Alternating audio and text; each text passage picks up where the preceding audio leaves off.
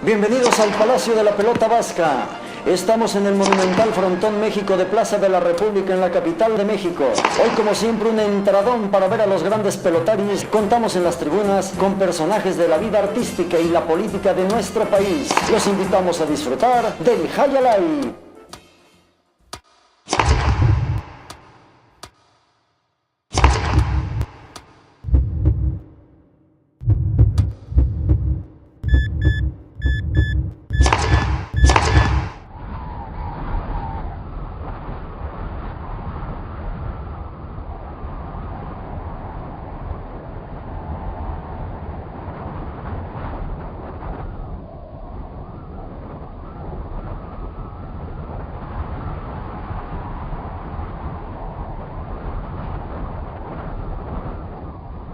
Frontón México es como los edificios emblemáticos del Art Deco, líneas contundentes, rescataba elementos artísticos de los indígenas de cada región donde se desarrollara. Aquí en México se utilizaba elementos de nuestras culturas prehispánicas. Se inaugura el 10 de mayo de 1929 y bueno, pues el periodo, pues digamos, todavía está muy violento el país, la Ciudad de México. El periodo postrevolucionario. Y es patrimonio cultural de la Ciudad de México, porque los inmuebles de 1900 hacia atrás son patrimonio mundial de la humanidad. Este no llega, fue de 1929 hacia arriba. El Frontón México era un lugar de lujo, de los primeros que se dieron en la República Mexicana. El escenario era de primera línea, pero como que en la parte de arriba iba gente un poquito de menos recursos y en la parte de abajo había gente de más recursos. Había los famosos gritones, que eran personas que hacían las apuestas. 80, 100 rojos, 80, 100, 50 para Se manejaba muchísimo dinero y recuerdo ese lugar como de lo mejor que haya yo asistido. 1, 2, 3 pantallas que había ahí, a propósito para que la gente que no alcanzaba lugar ahí arriba, aquí lo viera. Estaba Alberro, estaba Nabor, que eran de los jugadores más importantes de todo el planeta, el Orduy, unas grandes estrellas. No, mira, yo nací en un frontón, mi padre fue pelotari, mi abuelo fue pelotari, mi bisabuelo hizo un frontón en su casa. Un pelotari es el individuo que desarrolla el deporte de la pelota vasca.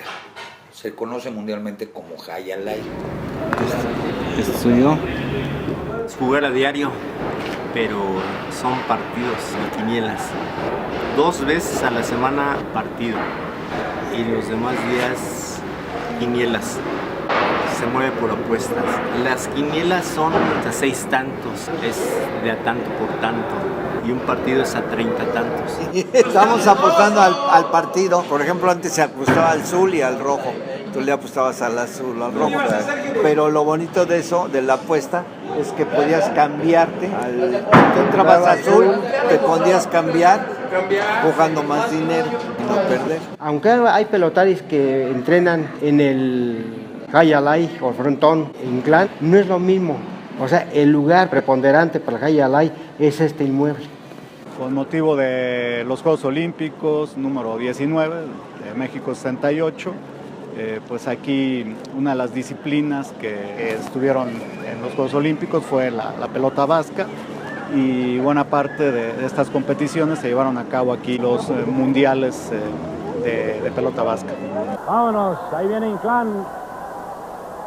Se filmaron películas como La Noche Avanza y El Santo contra el Rey del Crimen. Visitaron el Frontón en calidad de espectadores, pues Silvia Pinal, Alberto Vázquez, El Santo,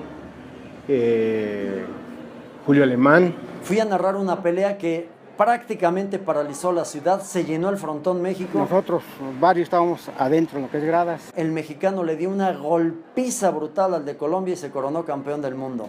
La gente, mira, brincaba. Bueno, pues una algarabía total. De tal manera que nosotros teníamos que tratar de poner orden entre la gente de un lado y de otro para que no trascendiera.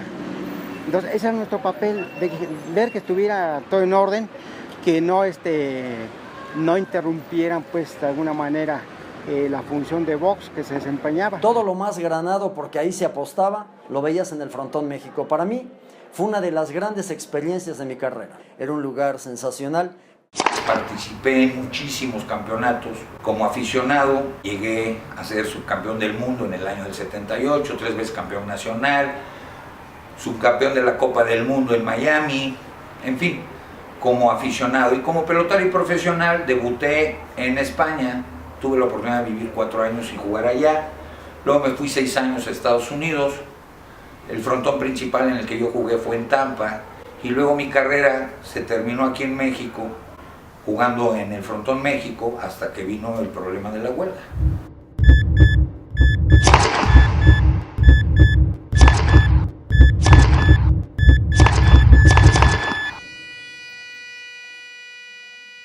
Y nos dijo un abogado, dice, miren, traten de llegar a un acuerdo antes de estallar el movimiento de huelga. Hablé con Miguel del Río Torres y con su hermano Guillermo. Se puso en un plan muy grosero, nos dijo muchas cosas. Es que yo estoy en quiebra, no entienden. Y bueno, pues hasta ahí llegamos nosotros seguimos el movimiento de huelga. El dueño del inmueble, con toda razón, le quita el inmueble al empresario por falta de pago de renta. Entonces el principio del problema fue por arrendamiento. Y en el transcurso de 2 o 3 semanas de arrendamiento se convirtió en laboral. Ya nos debían 10 meses salarios diferidos. Ah, no, claro, el señor pues, no te paga el sueldo, tú sigues trabajando hasta que llega un momento en que dices, bueno, ¿qué hago, no? Pues tengo que irme a la huelga por razones obvias.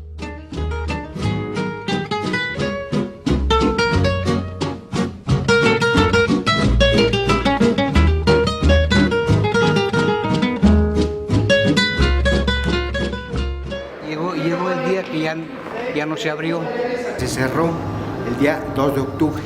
Fue un problema laboral con el sindicato que en ese momento estaba en esta empresa de espectáculo y diversión. El derecho a huelga en la Ley Federal del Trabajo está instituido para efecto de que el reclamo se le haga saber al patrón mediante un pliego de posiciones, que sepa cuál es la postura de los trabajadores que reclaman a través de una figura muy importante, que es la representación sindical. Pues del frontón, del posible allanamiento de indigentes que podrían colarse por las ventanas y hacer su forma de vida al interior del inmueble. Es un bien inmueble precioso, que la Ciudad de México tiene que tener un rescate de espacios públicos o espacios privados dedicados al espectáculo. Por esa razón hemos otorgado nuestro aval para que se remodele.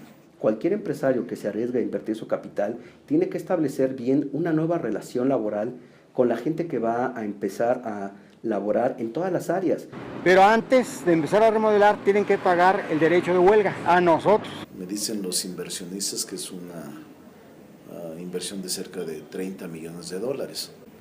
Nosotros solo promovemos la inversión y permitimos que se reabra. Jurídicamente, el gobierno vela por los intereses también de la sociedad, pero también es muy importante establecer que no frena, no coacciona y no limita el ejercicio de los empresarios a tener una posibilidad de desarrollo que también sea fácil para que no obstaculice con bloqueos de permisos.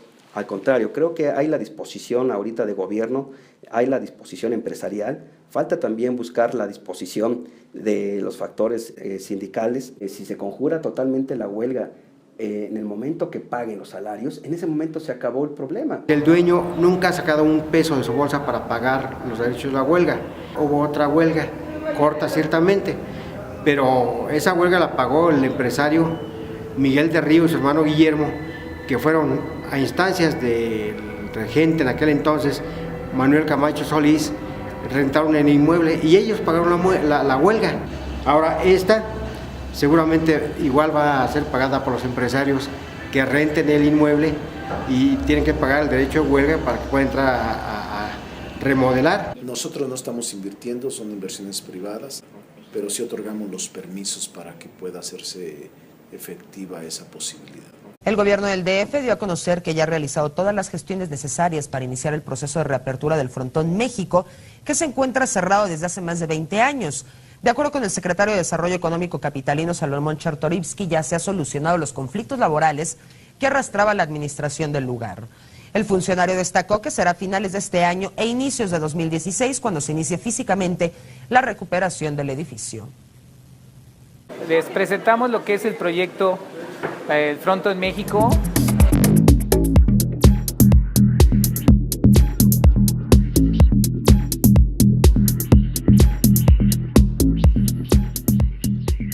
La idea es transformarlo en un inmueble multifuncional que sea un destino turístico para la ciudad y un destino de visita para también la gente del extranjero. Va a haber temporadas de juego donde podrán asistir todo tipo de familias y revivir toda la zona de la Tabacalera. Una generación de empleos también muy fuerte que se va a lograr con esto.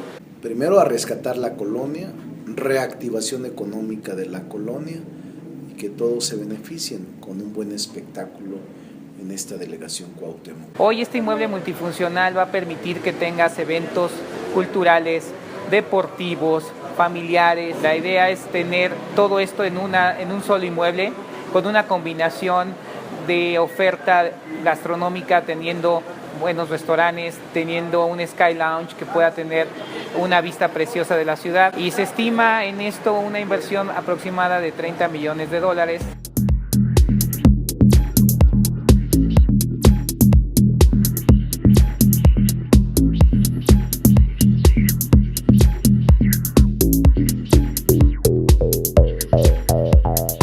Hasta que yo no vea a un cuate en la puerta su boleto, hasta que yo no vea a un señor que llegue y te diga, señorita, ¿qué gusta tomar?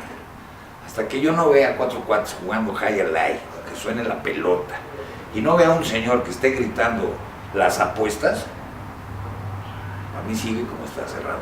Todos son muy bonitos los proyectos, pero para realizarlos, ya mira, este deporte se juega por apuesta, no por exhibición. Y ya es muy difícil. Antes sí había muchos apostadores y eso.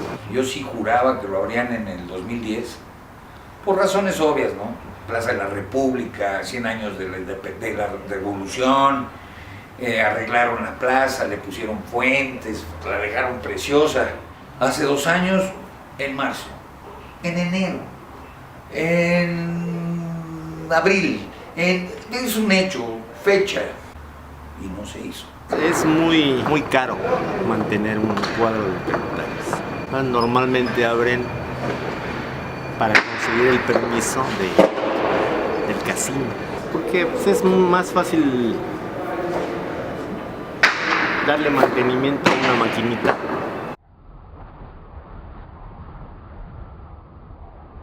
Y uno de los problemas, dentro de los muchos que tiene el inmueble, el más grave por mucho es toda la manifestación que hay en la plaza. Ya lo agarraron de casa los manifestantes. Que te cae la gente, Antorcha Campesina, Pepito y sus tíos, porque se quejan de que le subieron la coca en el Oxxo. Pues es que he tenido problemas, preocupaciones, qué sé yo, 1000 cosas que no me han dejado en paz ni un momento.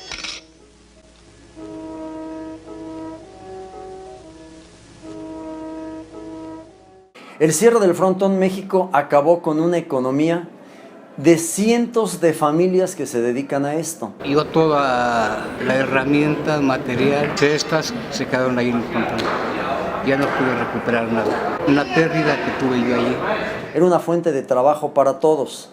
El hecho de que no esté trajo pérdidas incalculables.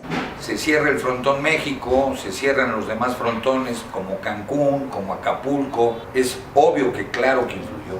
El Frontón Elorduy ha sufrido una serie de accidentes y al final de cuentas, pues hoy en día es un estacionamiento, y luego si te vas a los diferentes frontones de la Florida y todo lo que ha ocurrido en el transcurso del tiempo, pues por supuesto que ha influido para que el deporte en este momento esté pasando probablemente en el peor momento de su historia. Como están cerrados los frontones, los niños lo que ven es el fútbol, el béisbol. En este lapso se han perdido 3 generaciones de pelotaris. Es un deporte en extinción casi. 18 años de huelga que nos ha costado muchísimo esfuerzo sobrellevar. Me duele enormemente ver este entorno de un inmueble semidestruido por el paso del tiempo.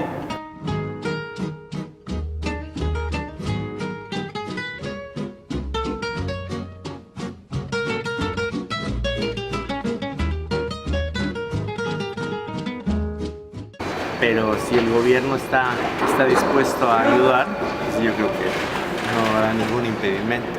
Todo lo que sea inversión, desarrollo, generación de empleos, nosotros lo vamos a respaldar. La economía de la zona va a mejorar muchísimo. Que va a generar una derrama económica para la ciudad, para la colonia, muy importante.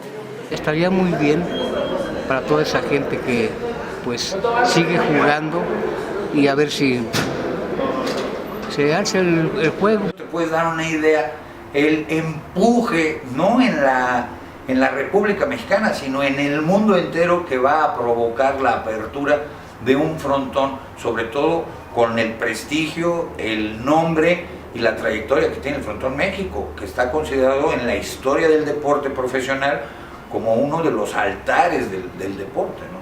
Ojalá, y como lo informaron las autoridades de gobierno federal, realmente se abra en marzo del año próximo y esto recobre su auge, su rating mundial, para beneficio tanto para el deporte nacional como para el país mismo y para la economía del entorno.